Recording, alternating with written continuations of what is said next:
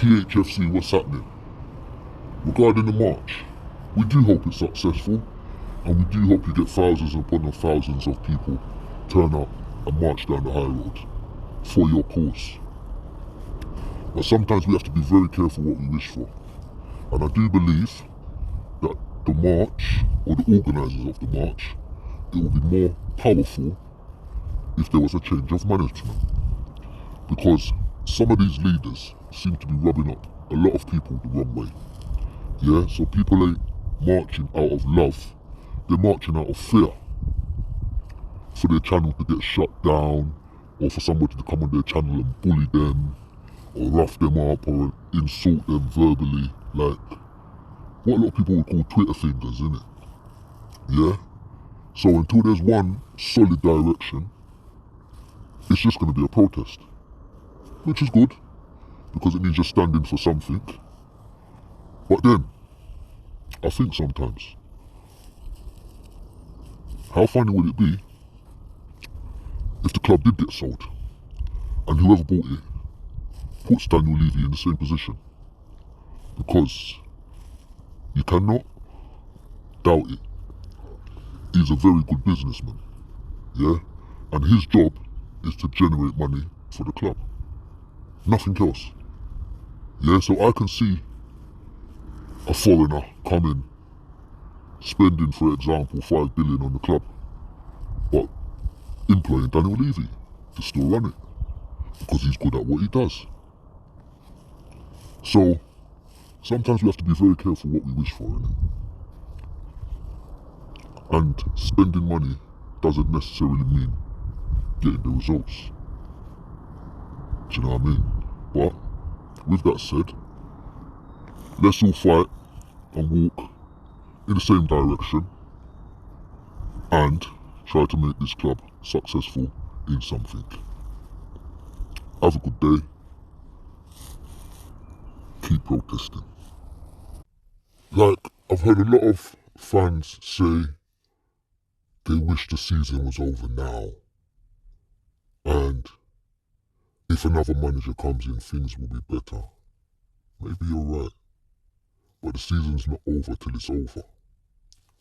And imagine this, picture this, we get back all our players, yeah, and they come back at a good level, and all the other teams start getting these injuries, what we've had, yeah?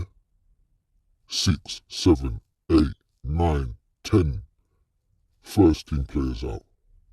That puts us in a strong position, and I mean for all competitions, as in the Europa and the Premier League. Wouldn't that be great?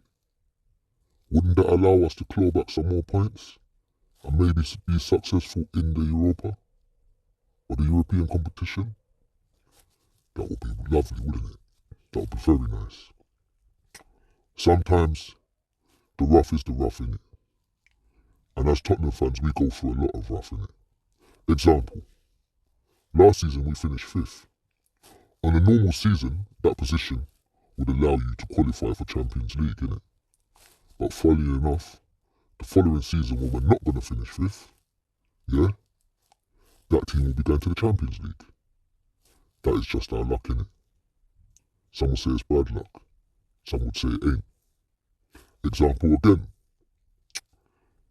the Champions League final. Yep, the season we was in it, that Sissoko accident was a handball against our team. The following season, it's no longer a handball. Just our luck, innit? So again, I say, innit, sometimes just be very careful what you wish for, innit? Do you know what I mean? Because our main objective is for Tottenham Hotspurs to be successful and win games, innit? It would be lovely if we could win all games, innit? But we do know, as people, that is practically impossible, innit? And we all realise that football has changed again, innit? So all these old school managers, they're not going to be no good for this football. Yeah? And then people will say things like, oh, Glenn Hoddle and Ozzy Ardiles and these guys were so great. But they wouldn't be that great in this day and age of football. Because it has changed. Yeah? That is why they was pioneers in the game. And nowadays, we have new pioneers. So let's stick together, walk and talk in the same direction, which is to make Tottenham Hotspurs a powerhouse, on and off the field. Keep going, keep pushing.